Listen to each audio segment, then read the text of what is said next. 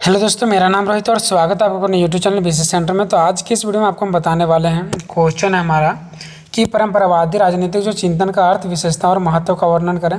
शास्त्रीय परंपरा, या तो फिर क्वेश्चन दे सकता है कि शास्त्रीय परंपरा का अर्थ, विशेषताओं और महत्व का वर्णन करें। ठीक है, तो यहाँ पे ये दोनों क्वेश्चन दे सकता है, या तो शास्त्रीय परंपरा या तो फिर परंपरावादी परंपरागत। ठीक है, तो दोनों एक ही होता है, शास्त्रीय परंपरा या तो फिर परंपरागत। परंपरागत मीन्स भी होता है पहले वाले, ठीक है, और शास्त्रीय परंपरा मीन्स भी होता है पहले वाले।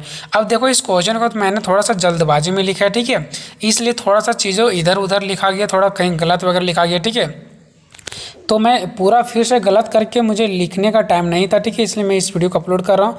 इसके बाद कभी जब टाइम मिलेगा तो इसी क्वेश्चन को एक अच्छे तरीके से हम वीडियो लाएंगे और अच्छे तरीके से लिखेंगे। ठीक है, थोड़ा इसमें कहीं मिस हो गया लिखने वगैरह में। ठीक है, तो देखो ये आपका हो गया, या तो परंपरावादी दे दे या तो फिर शास्त्रीय दे दे, बात एक ही पड़ता है। ठीक है, अब देखो यहाँ पे आंसर देखते हैं। ठीक है, राजनीतिक सिद्धांत। अब यहाँ पे जहाँ पे सिद्धांत है ना, वहाँ पे आपको सिद्धांत हटा देना और परंपरा लिख देना है। ठीक है, ये जो सिद्धांत है इसको हटाना है और परंपरा लिख देना है। यानी कि राजनीतिक परंपरा का इतिहास बहुत पुराना है।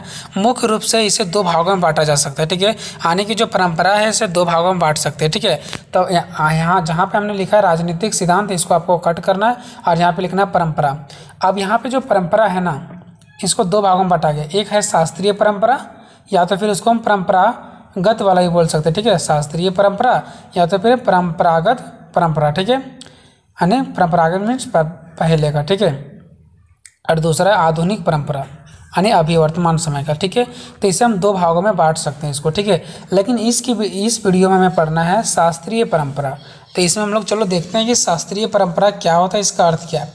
तो देखो, शास्त्रीय राजनीतिक सिद्धांतों में अब यहाँ पे थोड़ा सा मिस हो गया है। ठीक है, यहाँ पे शास्त्रीय राजनीतिक सिद्धांतों में नहीं होगा। ठीक है, ठीक है, यानी राजनीतिक सिद्धांत जो है, इस सिद्धांत को आपको क्या करना, हटा देना है। ठीक है, तो जो शास्त्रीय परंपरा है ना, ये जो शास्त्रीय परंपरा है, ये जो व्यवस्था है, इसके बारे में कोई कल्पना मस्तिष्क में कर ली जाती है और फिर इसे उस कल्पना को रचनात्मक रूप दे दिया जाता है। मतलब इसमें क्या होता है ना कि कोई चीज़ों को कल्पना कर लिया जाता है, कोई चीज़ों को मान लिया जाता है अपने मस्तिष्क में, अपने दिमाग में कि चलो ये ऐसे होगा। ठीक है, और फिर बाद में उसको रचनात्मक रूप दे दिया जाता है। रचनात्मक मीन्स उसको फिर बाद में लिखित रूप दे दिया जाता है। ठीक है, ये होता है हमारा रचनात्मक रूप दे दिया जाता है। और यह परंपरा कल्पना पर आधारित था। यह जो परंपरा है, शास्त्रीय परंपरा, ये कल्पना पर आधारित था, मतलब कल्पना करने पर, इसका कोई ठोस वैज्ञानिक सबूत नहीं है। ठीक है, इसका कोई ठोस आधार नहीं था। तो ठीक है, ये शास्त्रीय परंपरा हो गया। आगे देखते हैं पॉइंट वाइज कि परंपरागत जो राजनीतिक चिंतन से संबंधित लेखक कौन कौन है। तो प्लेटो हो गया, अरस्तु हो गया, हॉब्स हो गया, हेगल इत्यादि, ये सब इसका क्या है, समर्थक है। यानी ये शास्त्रीय परंपरा का कुछ विचार रखते हैं। आगे देखते हैं, अगर कभी बीच में टाइम मिलता है तो इस पर हम सेपरेट एक अच्छा सा वीडियो बनाएंगे। ठीक है, फिलहाल अभी हम इसको बना दिए क्योंकि कट करना बहुत ज़्यादा और फिर कट करके दोबारा वीडियो बनाना बहुत ही मुश्किल हो जाता है। देखो नेक्स्ट क्या है, एक प्राचीन और सांस्कृतिक परंपरा है। ये क्या है, यह जो शास्त्रीय परंपरा है, यह एक प्राचीन और सांस्कृतिक परंपरा है जो भारतीय सभ्यता के हिस्से के रूप में विकसित हुआ है। जो किसके रूप में विकसित हुआ है, भारतीय सभ्यता के हिस्सा के रूप में विकसित हुआ है। शास्त्रीय परंपरा की कुछ विशेषता देखते हैं। पहला गुरु शिष्य परंपरा है, यानी कि देखो शास्त्रीय परंपरा जहाँ पे आएगा आपको समझना है पहले की बातें चल रहा है। ठीक है, अब पहले क्या होता था, गुरु लोग शिष्य को क्या देते थे, कुछ अध्ययन करवाया जाता था। ठीक है, अब आगे देखो क्या है, शास्त्रीय परंपरा में गुरु शिष्य परंपरा की महत्वपूर्ण भूमिका है।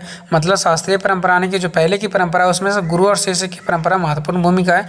यहाँ ज्ञान और कौशल की परंपरा गुरु द्वारा उपदेशित किया जाता है, यानी कि गुरुओं के द्वारा ज्ञान का कौशल को क्या किया जाता है, उपदेशित किया जाता है। किसको दिया जाता है, अपने शिष्यों को, और उसे शिष्यों को गहनता से सिखाने की अनुमति देता है।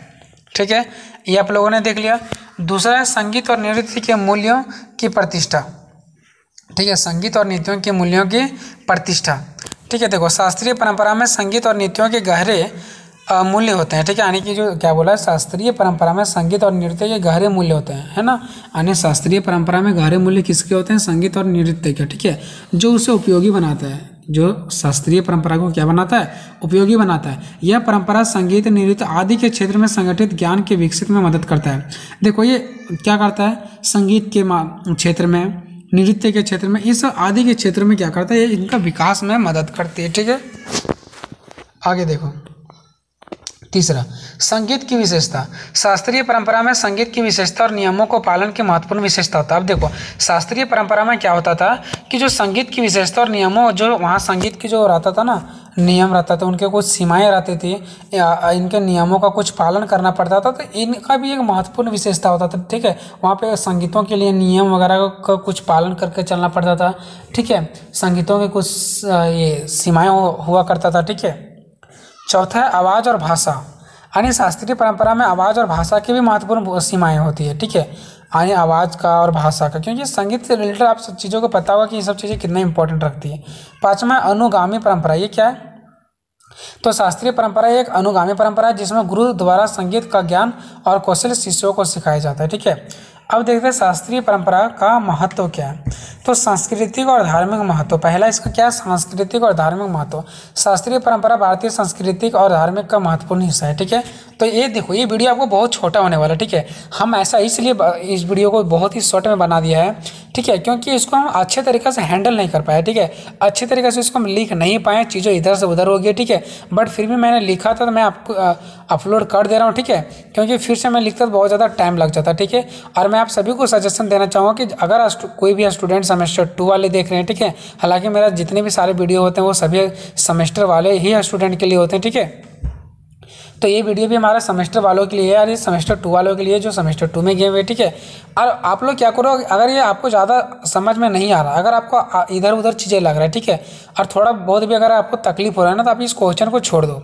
इसका दो चीज़ें हैं, एक है परंपरागत यानी कि शास्त्रीय, और एक है आधुनिक वाला भी आपको पढ़ना है। आधुनिक ये परंपरा का अर्थ विशेषताओं के बारे में, तो वो भी हम आपको करवा देंगे, तो उसको आपको करके चल जाना। ठीक है, तो आपके पास ढेर सारे क्वेश्चन मिलेगा, 6-7 क्वेश्चन मिलेंगे, उनमें से आपको कोई 3-4 बनाने देंगे। ठीक है, तो वो आपका ऑटोमेटिक 6-7 में से आप लोग 4 को पढ़ के जाओगे, तो कोई ज़रूरी नहीं कि यही क्वेश्चन आएगा, और अगर यही आ भी जाएगा तो आपके पास ढेर सारे क्वेश्चन रहेगा, उनमें से कोई 3 या 4 बनाने होंगे। नेक्स्ट क्या है? विभिन्न जरूरतों को पूरा करना। अब देखो, शास्त्रीय परंपरा में विभिन्न आवश्यकताओं जैसे कि मनोरंजन करना, सामूहिक आवाज़ हो गया, ध्यान आदि को पूरा करने में मदद करती है। यह संगीत और नृत्य के माध्यम से लोगों को शांति भी प्रदान करती है। आप सभी को पता होगा इस समय क्या मिलता है? शांति मिलता है। ठीक है, वैश्विक पहचान, और इससे हमारा क्या होता है? अलग अलग देशों में हमारा पहचान भी बनता है। शास्त्रीय परंपरा भारतीय संस्कृति की पहचान का महत्वपूर्ण हिस्सा है, और इसे वैश्विक स्तर पर मान्यता भी प्राप्त है। ठीक है, अब लिखते हैं निष्कर्ष में। अतः शास्त्रीय परंपरा को उच्च मान्यता, सांस्कृतिक और विभिन्न आवश्यकताओं को पूरा करने में महत्वपूर्ण भूमिका हासिल है ना। आने की शास्त्रीय परंपरा को उच्च मान्यता प्राप्त है, सांस्कृतिक और विभिन्न आवश्यकताओं को पूरा करने में महत्वपूर्ण भूमिका हासिल है। शास्त्रीय परंपरा विश्व संस्कृति को प्रभावित करता है। और देखो, ये ऐसा नहीं कि शास्त्रीय परंपरा, कोई भी अगर परंपरा होता है ना, तो वो क्या करते हैं? किसी न किसी रूप से संस्कृति को प्रभावित करने का प्रयास करती है।